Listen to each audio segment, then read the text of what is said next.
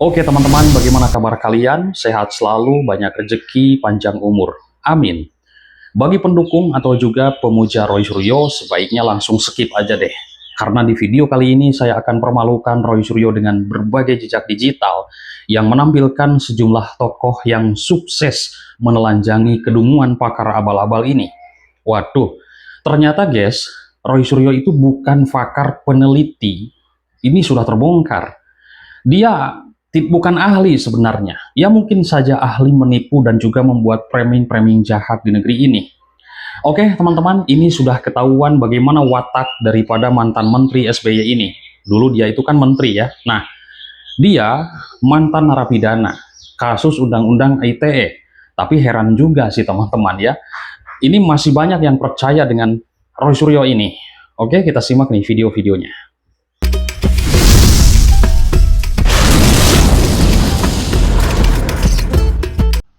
Saya harus mengatakan nggak mungkin nggak capek fisik. Cuman ya kayak Mas lah, pentas di sini, pentas di sana, kan seneng. Iya kan, ini kalau saya konteksnya misalnya saya kerja ya, Nah. kerja misalnya dalam satu hari ada 3 tempat kerja. Wah. Saya tuh semangat. Cair. Iya, cair itu. Ya. Terus melakukan yang saya suka, Ya. datang ke sana, Ya. ngelawak segala Ya. macam. Ya. Ini kan Mas Roy dipanggilnya ke Polda. Loh, dipanggil di Polda itu sering. Hari ini, tadi ya, sebelum kita ngobrol dan agak sedikit delay ini, itu adalah karena saya dampingi ahli. Gitu loh. Di kasus yang lain juga. Gitu loh. Dan bahkan saya dalam 1 minggu pernah. Saya hari ini dipanggil selaku terlapor. Besoknya, saya dipanggil selaku ahli. Di perkara yang lain. Itu sering di Polda kayak gitu. Nggak apa-apa. Ya namanya juga kadang-kadang kita harus berada di 2 posisi yang berbeda. Oke di situ. Terus mungkin sorenya datang ke TV. Ya. Di TV berdebat, itu nggak capek Mas. Ya namanya berdebat tuh show must go on. Santai aja. Toh kita nggak ada personal, kita nggak ada hard feeling dengan. Setelah ya kalau di off cam-nya lah Ya. sama orang yang sering Ya, berdebat ya, itu, ya. gimana hubungan Mas? Baik. Nggak ada soal. Saya dengan lawan-lawan debat itu Misalnya baik. ya, yang saya sering lihat nih, Ya. saya sebagai penonton aja. Ya. nih, dengan Pak Andi Azwan. Ya. Itu gimana? Itu Nggak kan apa-apa. debatnya itu banget. Oh, debatnya itu banget. Tapi begitu ketemu kita. Love, Wow. cinta. Iya. Kita sama-sama menghargai profesi. Sama-sama menghargai posisi masing-masing. Oke. Andi Azwan harus begitu karena membela junjungannya. Oke. Ya gitu. Dia selaku termul. Lah iya kan? Normal lah gitu. Saya selaku independen itu gitu. Atau dia mengatakan saya, waduh selaku teroris gitu. Dia bilang Iya. gitu. Nggak apa-apa, ya itu ada dia aja bilang gitu. Nggak ada soal. Memang yang satu bilangnya termul, yang ini satu pihak teroris. Iya. Tifa Roy Roy Rismond. Santai aja. Kita ketawain aja, kita jogetin aja. Jogetin aja. Ya. Iya. Mas, Ya. saya sering dengar nih Mas. Ah. Kalau saya sering nonton. Iya. Mas Roy ini kalau misalnya lagi berdebat, Hah? terus kamu legal standingnya apa? Iya. Kamu nggak punya legal standing, nggak usah ngomong udah. Kok dilarang kalau orang nggak punya legal standing ngomong, Mas? Gini, kadang-kadang dia hanya mendapatkan keterangan dari orang lain. Jadi dia satu nggak punya legal standing itu boleh ngomong, tapi kalau yang related lah ada hubungannya. Ini kadang-kadang ada orang satu dia nggak punya hak untuk bicara di situ, atau misalnya dia ngoreksi saya tentang UGM tadi. Satu dia bukan lulusan UGM, jadi dia kan nggak ngerti apapun. Dia tidak mendapatkan surat tugas atau tidak mendapatkan wewenang untuk menyampaikan itu. Ya kan kacau omongannya. Kan Dia yang undang TV, Mas. Betul, makanya TV sering saya kritik. Kalau mengundang saya tanya, ini lawan debatnya siapa? Kadang-kadang lawan debat itu, jangan deh, kalau itu topiknya dia nggak akan bisa. Karena dia hanya mendapatkan keterangan dari orang lain. Saya aja nih, akhirnya kalau ngeliat si Rakyat Bersuara ya, atau yang lainnya itu, Ya. itu juga agak terganggu dengan debat yang Iya, berantem itu. setuju. Kan Mas Roy ada di situ. Merasa terganggu gak dengan Sangat sebenarnya. dengan lalu lintas yang seperti itu? Iya, gitu, Mas? tapi itu kan cara mereka. Untuk kemudian supaya rakyat itu, masyarakat penonton itu, nggak dapat dagingnya istilahnya. Kalau kita ngobrol, kalau kita ngomong dibiarin kan, orang bilang, oh ini daging semua ini. Iya. Ada kulit-kulitnya ini, udah daging semua. Nah, artinya mereka kan sengaja potong-potong itu kan. Gitu, gak bisa. Supaya nggak ada, tapi kan, ya karena kita udah terbiasa dari kecil belajar debat, kita Iya. tentang debat ya. Iya. Ya kita tetap concern, tetap terus. Tapi kan Mas Roy juga suka motong, Mas. Memang, lah kalau menurut gini, Kalau Mas, apa yang bisa nih ya Mas, karena saya sering-sering Iya. melihatnya nih, Mas Roy itu suka ketawain orang. Loh, sekarang gini. Orang lagi ngomong, Mas Roy gini, gitu Mas.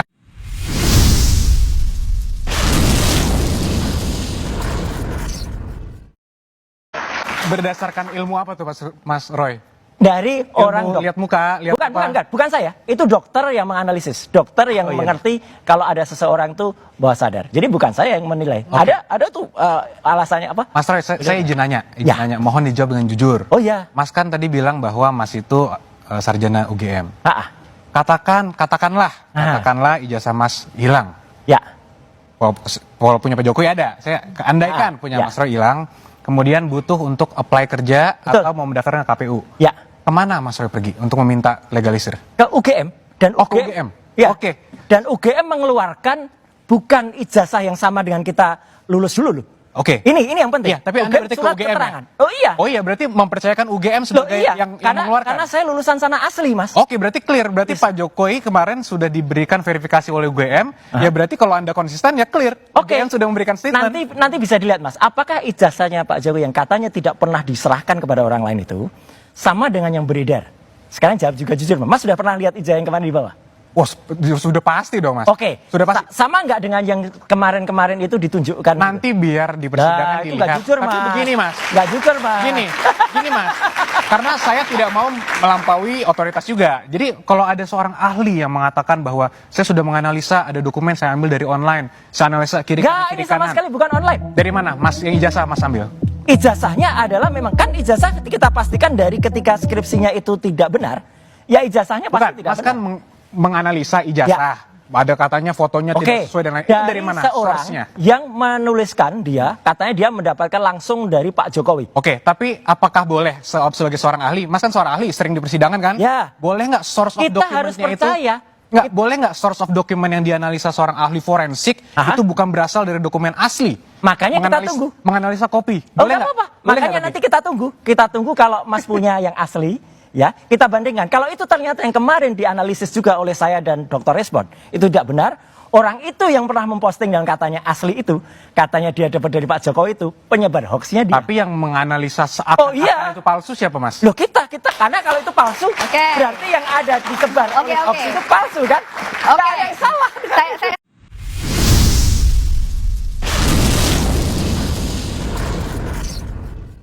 Kalau nggak ada ketukan palu di pengadilan nanti, maka asas kepastian hukum nggak akan dapat. Yang kedua, asas keadilan itu harus terpenuhi. Dua-duanya akan dapat.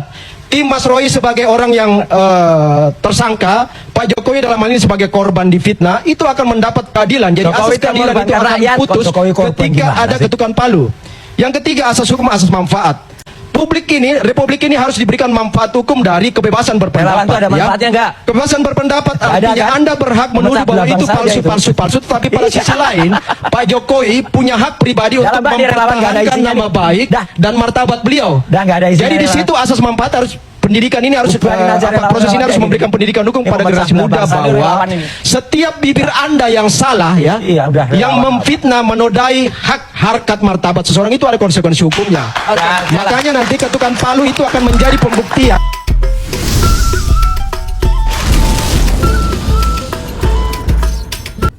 Tontonan yang dilakukan oleh Mas Roy tadi, ini kolega saya dulu di partai. Aksi yang dilakukan oleh Mas Roy seolah-olah sebagai penyidik. Ya, sebagai penyidik. Mirip kepolisian. Itu ancaman pidananya 6 tahun penjara. Kenapa? Karena Mas Roy ini bukan penyidik. Ada undang-undangnya juga, undang-undang KUHP juga ngatur. Saya sebagai ahli tadi bukan sebagai penyidik. Kalau sebagai ahli, ya, itu tersandang di pundaknya itu akademisi dan peneliti. Ada nomor NIDK-nya, nomor induk dosennya sebagai peneliti. Nggak bisa ngaku-ngaku saya sebagai peneliti. Ya.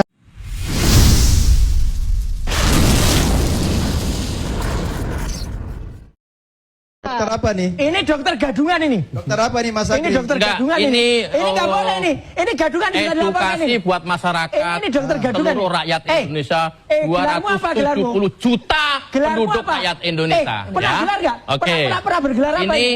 Oh, Ini apa ini? Pernah bergelar apa? Nah, Ini show, it's part of the ini show. adalah Iya. contoh foto orang hamil. Ini dokter gadungan. Apa yang dilakukan Mas Roy hari Dokter ini gadungan. dan kawan-kawan Nggak adalah bisa. beliau memeriksakan istrinya ke dokter. Nggak bisa. Itu adalah membawa ini, tidak membawa suami istrinya.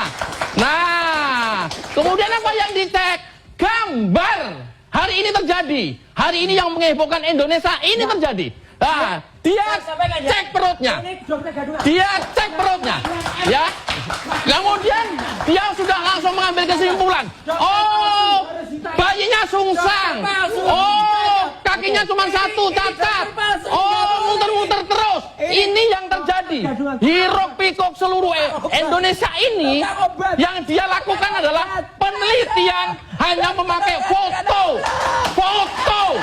Jadi bukan istrinya yang dibawa ke dokter, bukan kandungannya yang diperiksa, tapi foto postingan Dian Sandi, foto kopian sebelumnya itu yang diteliti oleh Roy Suryo. Yang sampai dari ini ribut terus. Nah, kemudian apakah kemudian seluruh masyarakat Indonesia akan dibuat hiruk pikuk seperti Roy Suryo yang dia meneliti memakai foto. Jadi bukan perut, bukan bayi yang diperiksa oleh dokter. Foto. Bayangkan foto yang foto yang diperiksa sehingga hiruk pikuk seluruh negeri ini. Ya. Gambarannya Gini, ada embos. Oke. Iya kan, Bang?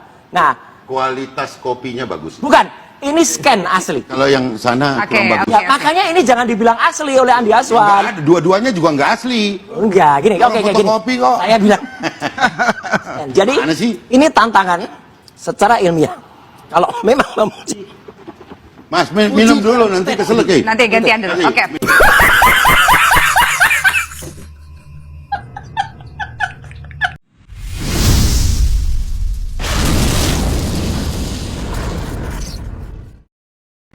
Udah banyak pihak yang menanyakan kepada saya, pengen tahu komentar saya atau ulasan saya terkait dengan hal yang lagi ramai, yaitu beberapa pihak yang mempertanyakan keaslian ijazahnya Jokowi. Ya, langsung saya sebut aja kan yang lagi ramai itu adalah orang yang saya kenal, ya, dan saya yakin mereka berdua juga sangat kenal saya, yaitu Roy Suryo dan Rismon Sianipar Hasiholan. Ya, orang yang mempertanyakan kepada saya ini adalah minta masukannya terkait atau minta pendapat saya. Oke, saya nggak mempertanyakan mengenai keabsahan ijazah tersebut dan sebagainya karena saya belum diminta yang berwajib. Oke, belum ada pihak yang meminta untuk saya ikut terlibat dalam hal itu. Justru saya sekarang ini ingin mempertanyakan kepada pihak-pihak yang mempertanyakan hal tersebut dalam hal keberhakannya, seberapa berhaknya orang yang bersangkutan itu melakukan pengungkapan seperti apa yang sekarang sudah dilakukan, ya. Tadi keduanya udah saya bilang. Oke, buat masyarakat juga supaya tahu, saya bukan temannya Roy Suryo maupun Rismon Sianipar Hasiholan, ya, bukan. Ya, kami hanya saling kenal. Sama Roy Suryo sering ada di talk show. Walaupun kami juga sama-sama satu klub di Mercedes, tetapi dia serinya beda dengan yang saya, dan kemudian kelompok saya yang jalan-jalan juga chapternya beda sama dia, jadi bukan teman jalan. Begitu pula sama Rismon itu cuma kenal waktu saat kita sama-sama diminta untuk memberikan keterangan ahli terkait kasus kopi sianida. Jadi ketemu cuma satu hari.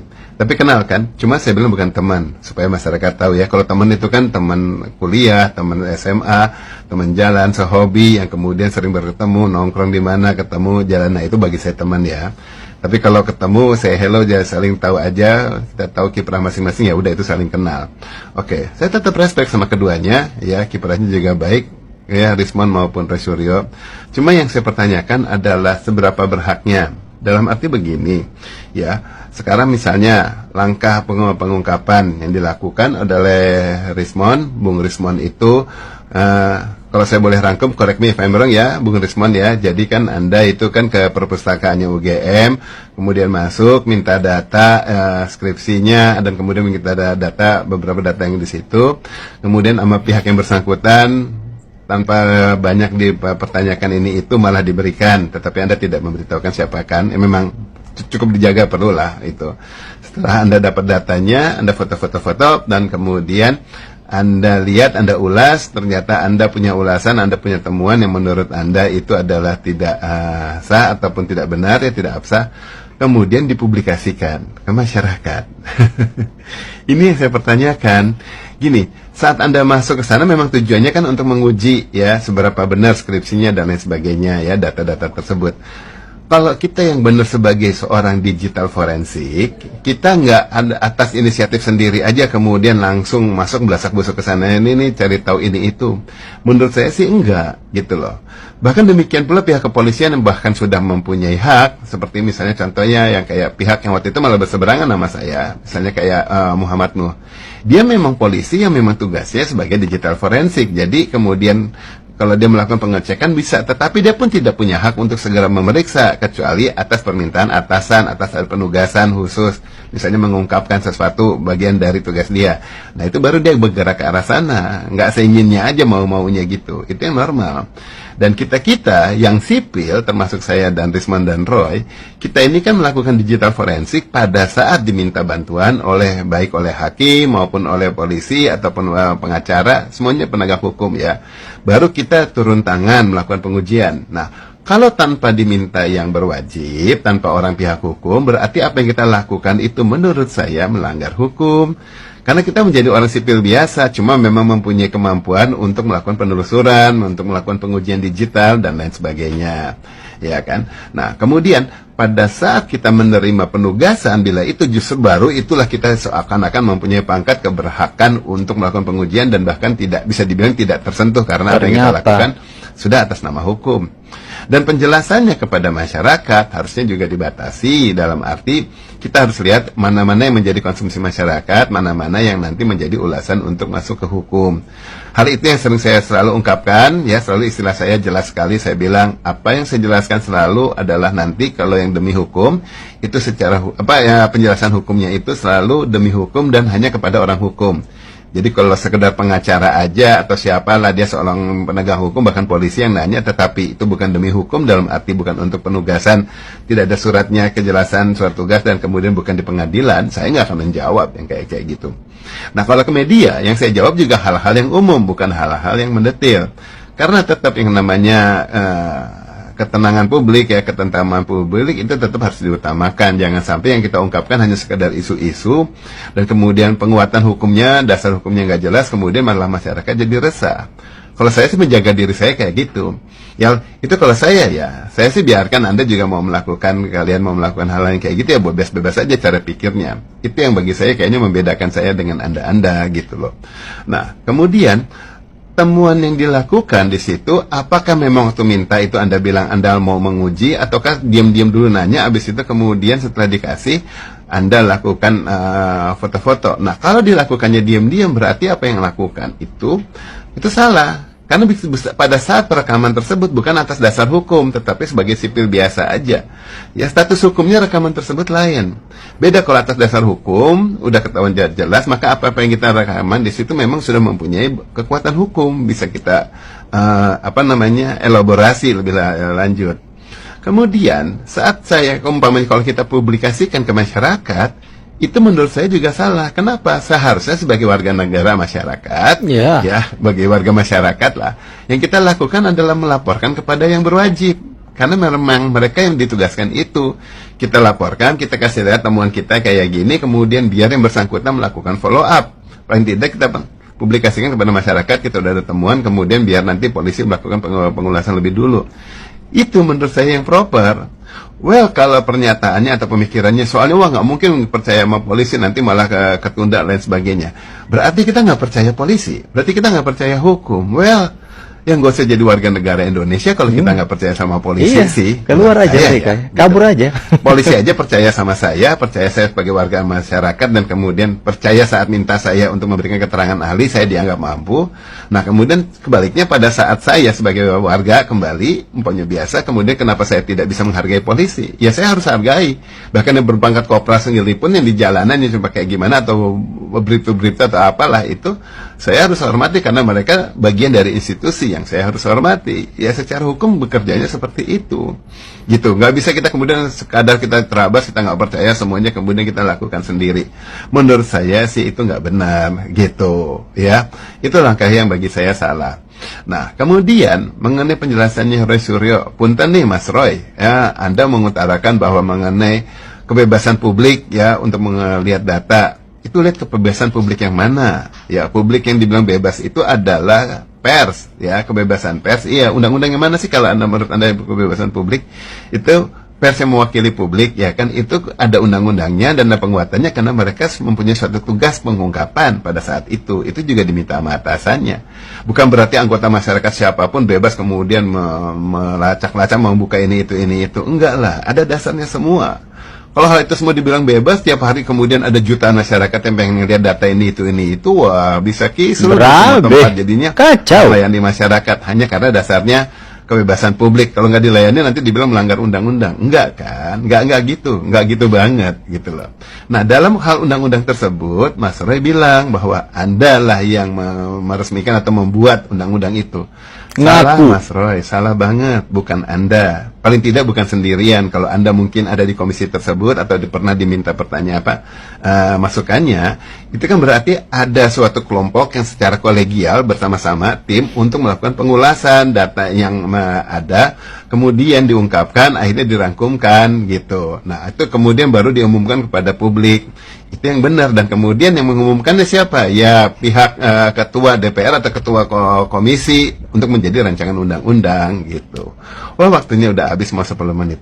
Saya sambung ke partu ya. Partunya ya, kalau ada yang mendadak langsung masuk ke sini, tolong slide dulu. Kemudian nonton yang pertama, nanti nggak nyambung. Oke? Ya, saya lanjut.